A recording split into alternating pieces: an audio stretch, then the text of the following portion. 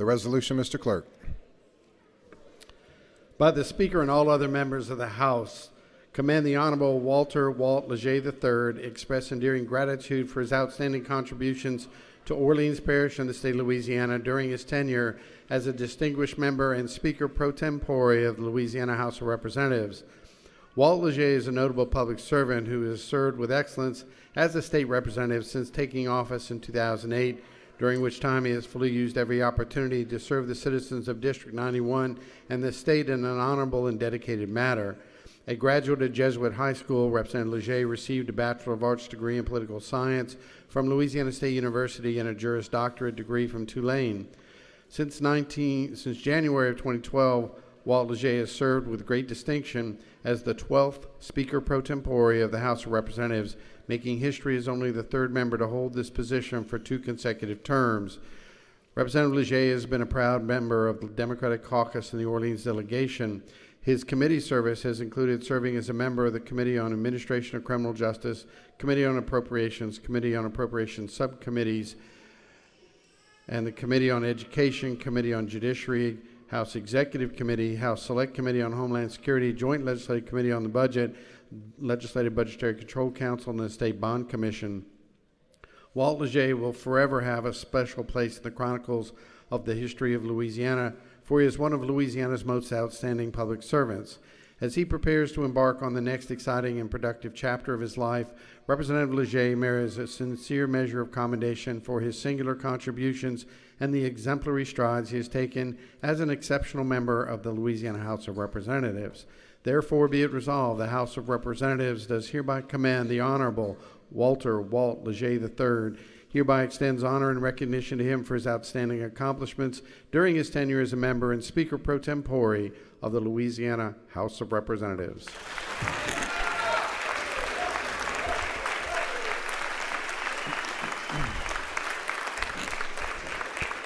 Representative Leger, before you get started, there's a small presentation I think they wanted to make to you. Apparently one of your favorite things were former Speaker Cleckley's wife's cookies.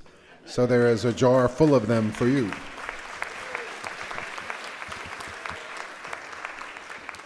Representative Leger. Thank you. I've lost about 20 pounds this session because those cookies haven't been around. But thank you. A tough act to follow Andy Anders. He's one of the true gentlemen in this body. And thank you, Mr. Speaker. To my fellow representatives from each of our wonderful and unique 64 parishes, representing 4.6 million people in the state of Louisiana, in over 304 cities, towns, and villages, I'm humbled to have served with you for the last 12 years.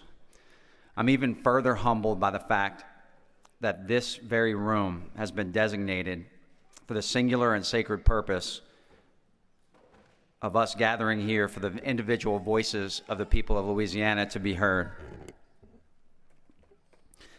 In equal measure and in its broadest format, I'm equally grateful to the people of District 91 who saw fit to send me here 3 times to represent them in the House of Representatives.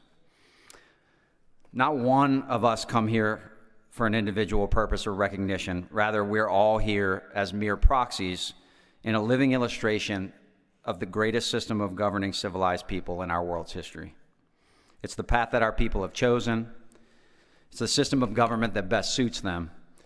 It is here that they come together through us so that their lives can be regulated even-handedly, their hard-earned money can be spent judiciously, their institutions be compelled to serve them and not disenfranchise them, and their government to fulfill the missions contrived by them, so that future generations can be provided with a perpetual legacy of opportunity and hope. It's hard to imagine that in 15 days I'll walk out of this building for the last time as a state representative, ending this chapter and completing service in my 25th legislative session. It's been an honor to spend these days with you, earnestly representing the people of this state, focused daily on opportunity and hope, keeping in mind that our duty is to use the opportunity before us, presented to us to serve, and then sincerely hope that we collectively will make a difference in the lives of the people of this state. I say we because no accomplishment in this body or in life is an individual achievement. It's a team effort. I know it may come as a shock to you, but when I was a kid, I was not the best athlete on any team that I was ever on. So being on a team meant finding a role and doing my part in the best way that I could, whether that was setting a pick in basketball or laying down a bunt in baseball.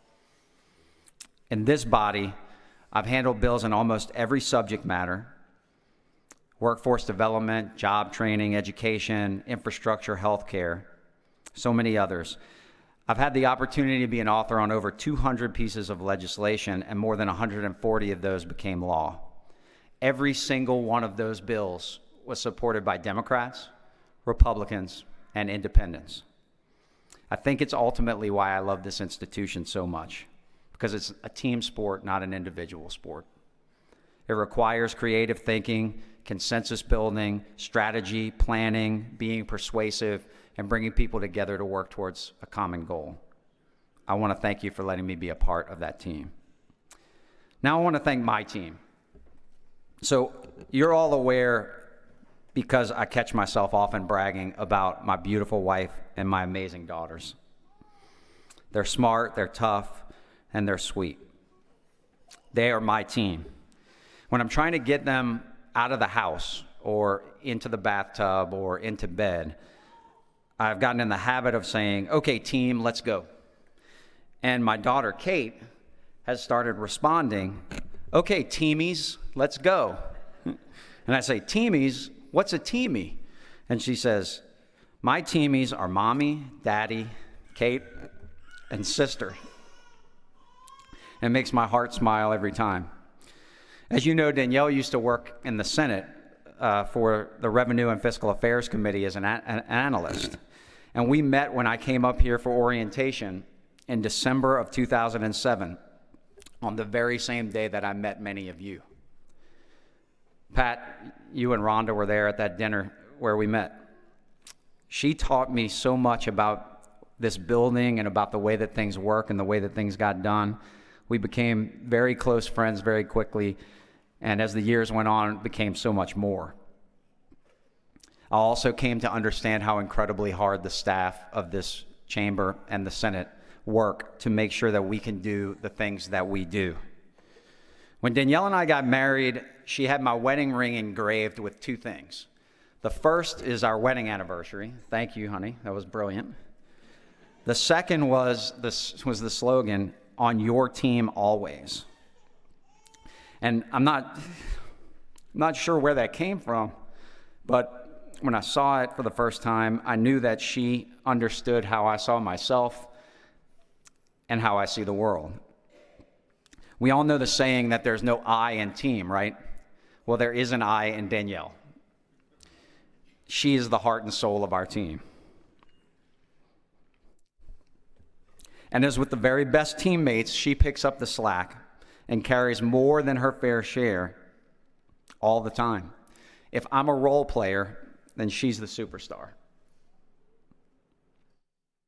Over the past 12 years, we've started and grown a family. We've moved twice, both times within the district. And this place has been a huge part of it. Danielle, thank you for letting me be on your team, and thank you for our two newest teammates. You, Kate and Caroline, are my inspiration. I love you more than anything in the world and more than I can ever say.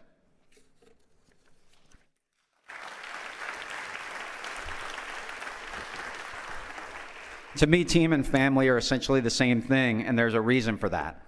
Because I grew up in an amazing family, because of my mother, Kathy, and my father, Walter, and my brother and sister, Rhett and Liz. We all here in this body can attest that being a public servant is hard, and that by running for office, we make ourselves vulnerable to attacks, criticism, and rejection at the polls. Being that vulnerable can be hard for a person, but it can be even harder for our families. Mine has stood by me every step of the way. As a kid, my parents taught me about working hard, that winning was important, but that how you win mattered as much as that you win. They taught me about fairness, respect for others, and that effort was rewarded. They also taught me a great life lesson that I have come to refer to as the Bull Durham rule. from the movie Bull Durham, where pitcher Nuke LaLoosh said the following: "Baseball is a simple game. You throw the ball, you catch the ball, you hit the ball. Sometimes you win, sometimes you lose, sometimes it rains." Think about that for a while. Most of the time, you can't entirely control the outcome, but you have to show up every single day and do your job, win, lose, or rain out. It's not the outcome that matters, but how you respond that builds character. And character is what we all need so that we can keep showing up tomorrow, the next day, again and again to do our job. They also taught me about service, especially civic service, and that serving our fellow human is essential to living a full and worthy life. I believe them then. I believe them even more now. I love you, Mom and Dad.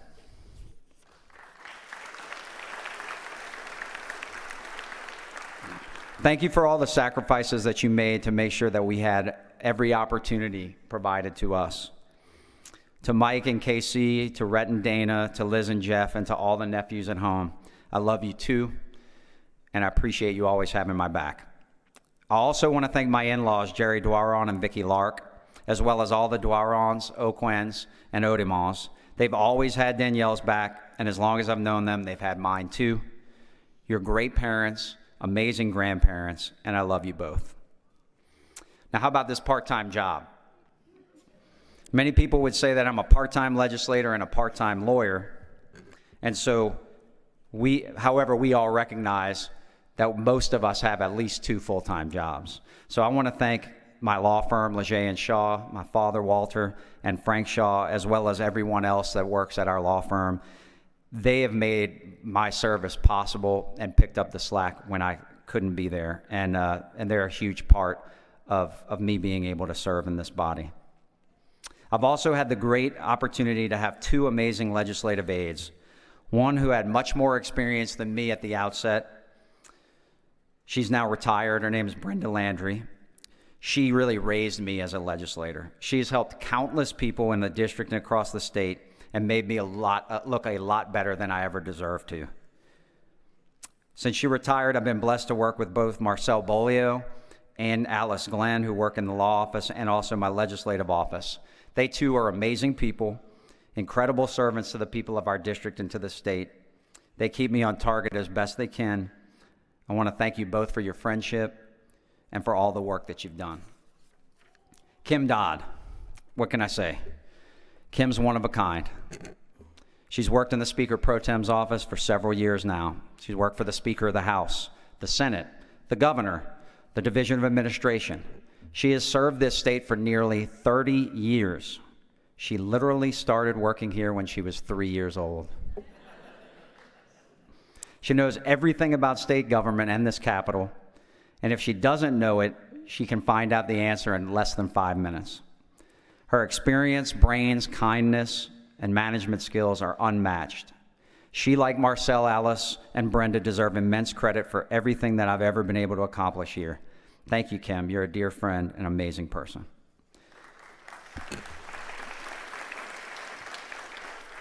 I want to thank my Chairman of Appropriations, Jim Fannin and Cameron Henry, Chairman of Criminal Justice, Sheriff Ernest Wooten, Chairman of Education, Don Trahan, Austin Badnaw, Steve Carter, and Nancy Landry, Chairman of Judiciary, Cedric Richmond and Rosalind Jones. I want to thank the entire Orleans delegation, past and present, and I specifically want to thank my Senator Karen Carter Peterson. I also want to recognize a few legislators who have gone out of their way and extended themselves to help me over the years. Helena Moreno, Bubba Cheney, Herb Dixon, and Steve Carter. And I also want to reference 2 people that unfortunately are no longer with us but made a huge impact on my life, and that's former Representatives Reed Henderson and former Representative Avon Honey. They were 2 special gentlemen who were always very kind to me and taught me a lot about this process. I want to thank my seatmate, John Bagneris, Paula Davis, Wesley Bishop, Rosalind Jones, and of course my friend, Senator J.P. Morrell. You all know J.P. He can be volatile. True story. J.P. Morrell once flipped a glass-top table in the members' lounge over when he was arguing with me about a bill. He later apologized for this outburst, but not for his position on the bill. So like I say, like the world's most interesting man says, we don't disagree often, but when we do, JP flips over a table. He's one of the brightest legislators with the best political mind and political instincts that I have ever known. We've been friends since college and went to law school together. He's one of the most loyal and talented friends that I've ever had. He's family. Back in 2008, when JP Morrell and I came up here, our friend Jody Montalero, who helped us both get elected and coined the phrase "laissez-les bon temps léger" on a megaphone at an election day rally, came with us. Jody had been at a law firm but was looking for something new. When we arrived at this Capitol together for Inauguration Day in 2008, we were much younger and a little awestruck. But by the time he left that day, he had a job with the governor. 12 years later, we've all gotten married. We've all been a part of each other's weddings.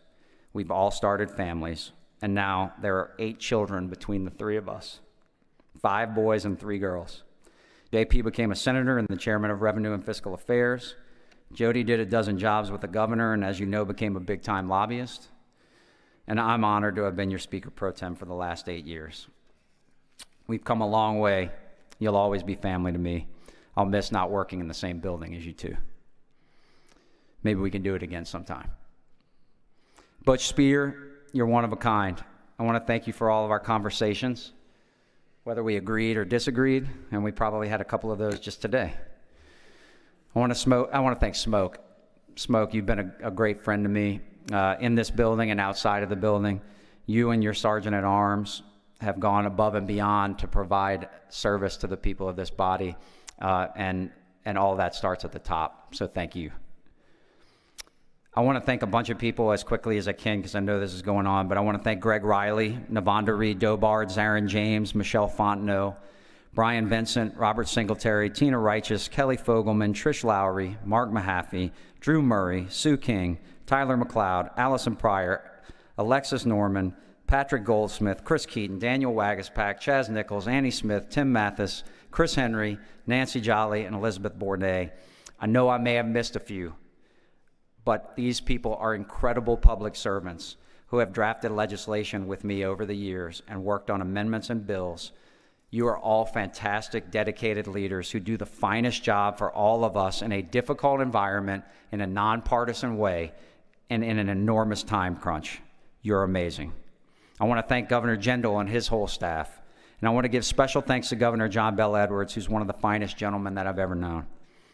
No offense to anyone here, but he's one of the best legislators that I ever had the privilege to serve with. And someone that I know has the people in his heart and on his mind at all times. I want to thank his entire office and staff, especially Matthew Block and Tina Vanichagorn. I want to thank the Division of Administration, Jay Darden, Barbara Goodson, and the whole team. I want to thank the dozens of secretaries and of various executive departments who are always there to help a constituent or help make something happen to better the lives of people in this state. And I want to thank all state employees everywhere. I want to thank you, Mr. Speaker, Speaker Barra. Thank you for your service. I want to thank your whole office, Cindy Mancuso, Brenda Ellington, Stephanie Duran, Walter. You're all amazing people. I truly don't know how you are able to serve 105 people and make us all feel like you're always working to do something just for us. It's unbelievable. I have no idea how you do it. I've mentioned this to some of you over the years, that every time I walk up to this microphone, I say a small silent prayer to myself. I say, thank you, God, for the privilege of being able to speak from this podium. Please help me to express myself clearly and to share my thoughts candidly and effectively. I've never come to this microphone one time to either support or oppose a bill unless I sincerely believe that it was the right thing to do. When I had the privilege over the years to sit in the speaker's chair and run the chamber, no one could ever say that I was anything but even-handed and efficient. And I hope I was able to bring a little levity to an otherwise tense environment. I enjoyed it, and it was an incredible honor. For one moment, as I wrap up, I want to ask you a favor. If you would just close your eyes with me for a moment and imagine what it felt like the first time that you approach this building having been given the opportunity to serve the constituents of your district. I remember it. It was glorious. I can still see the bright lit up Capitol on the night before I was sworn in as I drove up I-110 towards this building. It glowed. Imagine the way that it feels to walk into this building from the heat and the humidity into the cold air conditioning. The noise in the rotunda, the students visiting, the tours being given, the lobbyists lobbying, the awe-inspiring chamber that we work in. Imagine what it's like every time you walk into this chamber and you see your colleagues. And you get a handshake, a nod, a good morning, a good afternoon, a fist bump, a hello from the sergeant at arms or the clerk staff. Imagine walking to committee and all the hustle and bustle of the halls and the committee rooms, the noises, the smells, the lobbyists, the citizens, the incredible staff that's working on amendments before committee starts and handing out documents and bill folders so that we can do our work in that committee. The bills will get presented, the red and green cards will get filed, hundreds of questions will be asked, opponents, proponents, amendments, and then to the floor, hundreds of little notes, visiting festival queens, organizations of all stripes, high school sports teams. We've honored thousands of people and organizations over the last 12 years. It's impossible to remember it all. This whole process in which we briefly walked through just now is simply remarkable. Now imagine that all of that is about to no longer be a part of your daily life. It leaves a hole. I will miss it, and I will miss you all. Though this room is magnificent, it'll never be confused with the Colosseum, and we're not gladiators fighting in the lion's den, though it sometimes feels that way. But our job requires bravery and courage nonetheless. I will always contend that it takes courage to be vulnerable, and running for office makes you vulnerable. But a few of us crazies do it anyway, because we ultimately believe that we can make a difference. Voting on important issues makes us vulnerable. But it was what we signed up to do, and so we press the green or the red button, and we and our constituents live with the consequences. Coming to this very podium makes us vulnerable to attack, to criticism, to rejection, to questions by Barbara Norton. But we come to this podium nonetheless, because we believe, as Teddy Roosevelt so eloquently said, that it's not the critic who counts. That's not the man who points out how the strong man stumbles, or where the doer of deeds could have done them better. The credit belongs to the man who is actually in the arena, whose face is marred by dust and sweat and blood, who strives valiantly, who errs, who comes up short again and again, because there is no effort without error and shortcoming, but who does actually strive to do the deeds, who knows great enthusiasms, the great devotions, who spends himself in a worthy cause, who at the best knows in the end the triumph of high achievement, and who at the worst, if he fails, at least fails while daring greatly, so that his place shall never be with those cold and timid souls who neither know victory nor defeat. So thank you for being in the arena and daring greatly. Please continue to do so. We need you. Please forget the bad days and remember the good days. Please forget the no votes and remember the yes votes. To each and every one of you who works in this building, including the many governmental affairs professionals, I truly wish that I could recall each act of kindness that you've extended to me, each vote that you've given me, each encouraging word that you've shared with me, so that I could adequately express to you the full measure of my gratitude, but I simply can't count that high. Suffice it to say that this has been the honor of my life, and that the countless small acts of kindness have filled up my heart, and I will forever cherish our shared opportunity to serve the people of this great state together. Thank you.